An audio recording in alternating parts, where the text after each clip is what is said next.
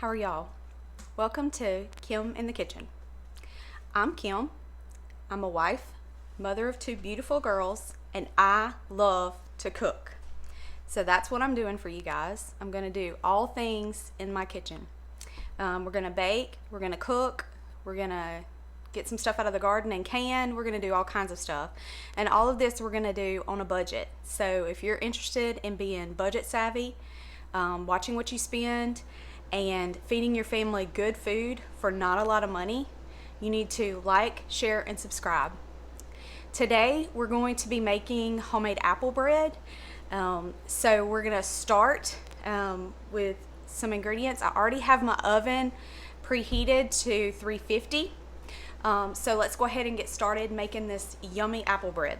Okay, so the first thing we're going to do is we're going to need to add all of our wet ingredients into one bowl, all of our dry ingredients into another. So the first ingredients we're going to do is a fourth a cup of softened butter. And we're going to put that in my KitchenAid. I'm going to turn you guys so y'all can see me. So a fourth a cup of unsalted butter into a mixer. Then we're going to do a cup of brown sugar. So we're going to do a packed cup of brown sugar. I don't know if you guys like apple bread, but it's one of my faves. My grandma used to actually make apple cake when I was a little girl, and I absolutely loved it. And this is kind of the same, about the same thing, just maybe not in cake form, but all the same. Okay, we're going to add 1 egg. I always like to crack my eggs in a separate cup because you never know, they may just not be any good. So we're going to pour that in. Then we're going to add a teaspoon of lemon juice, 1 teaspoon.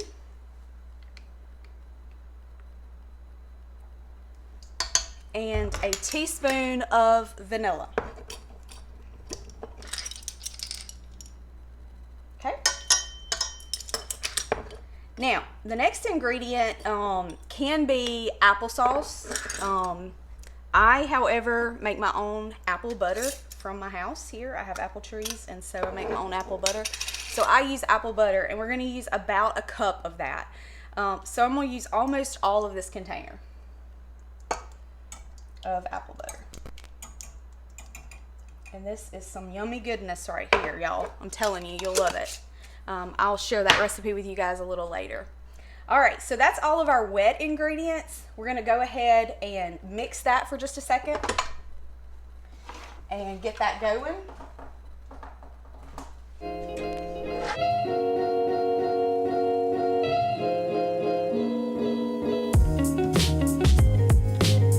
Now we're going to do our dry ingredients. So for the dry ingredients, you're going to do 2 cups of flour. And I do self-rising flour just because I like self-rising. I don't like regular flour, all-purpose flour, because you have to add stuff to make it rise anyway. So why not just go ahead and do regular flour?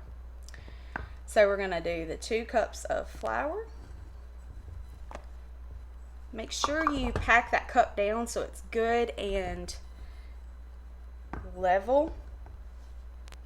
You want it to be 2 full cups of flour, okay? Then for our next ingredient, we're going to add a teaspoon of cinnamon.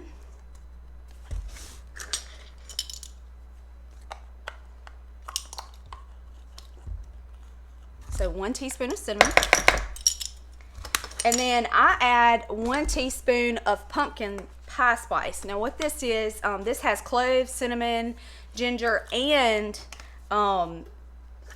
nutmeg in it, and so I like all of those things in this bread, so I'm going to add a teaspoon of this to the dry ingredients. And then we need half a teaspoon of regular table salt. Okay, so that's all of our dry ingredients. So now what we're going to do is kind of mix that around, make sure all of that is incorporated. Let you see my bowl here. So it's all mixed in and all of its yummy goodness. Okay, we're going to add all of our ingredients into the KitchenAid. So we're going to add all the dry ingredients in slowly so we don't blow it all over our kitchen.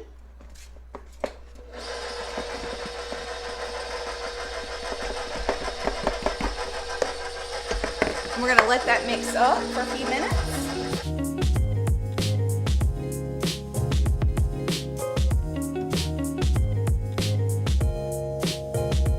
So while this is mixing, now that it's all mixed up and fantastic, I'm going to show you what it looks like before we move forward.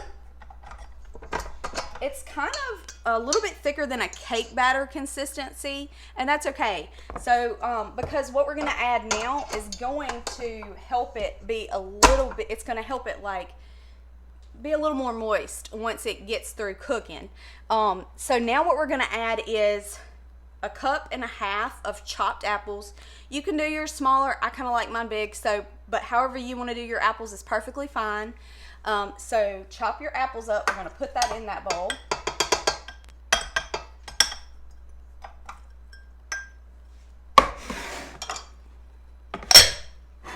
And then I add about 1/4 of a cup of chopped pecans. So we're going to add that now. The rest of these pecans we're going to save for later. Okay, so then we're going to turn it back on for just a second.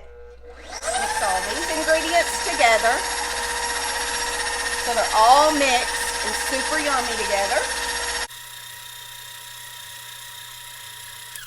Okay, that looks about right. Okay, so now we're going to take it off. Still, you're going to have to stir it up just a little bit to incorporate everything together before we put it in our pan. So we're going to just make sure everything is incorporated really good before you put it in your pan, okay? Because you don't want it to be like tasty on one end of the bread and the other end not have any of your apples, because you really want everything to be mixed together really good. Okay, so everything looks fantastic. All right, I have already pre-sprayed some pans. I just have some small loaf pans that I use. So we're gonna pour half and half into each container. So we're gonna do that.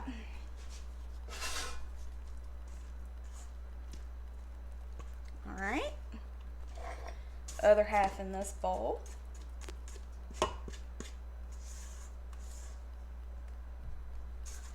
Now, I will go ahead and warn you guys.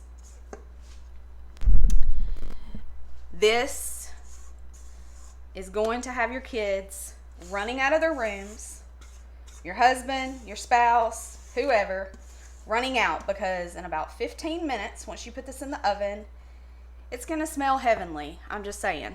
Fantastic, okay? So we're going to spread this out in our pan. And then where we saved our pecans, we're going to go ahead and mix together your pecans. We're going to mix together some cinnamon. We're going to do another teaspoon of cinnamon.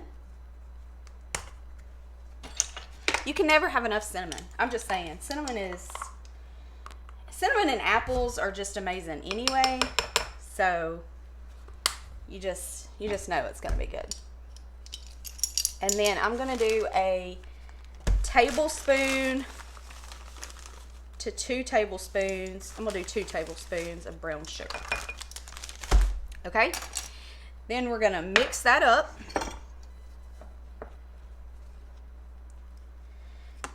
Because you want those nuts and the pecans is what I did. Pecans, brown sugar, and the cinnamon to kind of mix together really good. Make sure you spill it on your counter too, you know, to make sure that you're cooking right. So everybody knows it's all homemade. That's what my grandma used to say anyways. So then we're going to sprinkle that on top of our bread. Okay? Sprinkle half and half on top of your bread.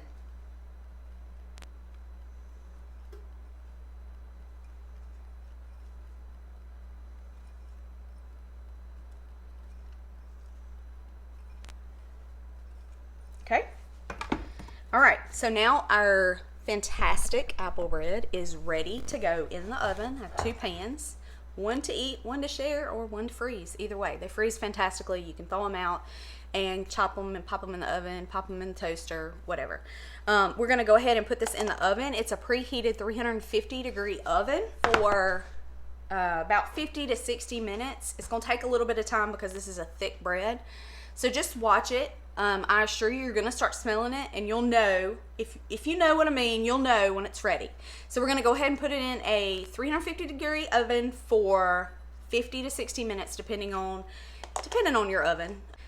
I'm gonna clean up my kitchen now that I've put that all in my oven. We're gonna sit back, relax for a little while, and in about 50 minutes, we're gonna take that out, and we're going to look at that fantastic apple bread and give it a taste. Okay guys, I was just gonna let you guys know we're about 10-15 minutes in, and the apple bread is already smelling amazing. I just wanted to give you guys an update. We're about 25 minutes in, still got a piece to go, but the bread is looking amazing. All right guys, I just took the apple cinnamon bread out of the oven, and I'm letting it cool on a little cutting board. I have one out, one still in the pan. I will take that other one out of the pan. Once it cools, we'll wrap it, and I'm going to freeze it because I use it for breakfasts during the week and stuff. So, but I'm going to cut a piece, and we'll try it and see what we think, so you guys can see exactly what it looks like.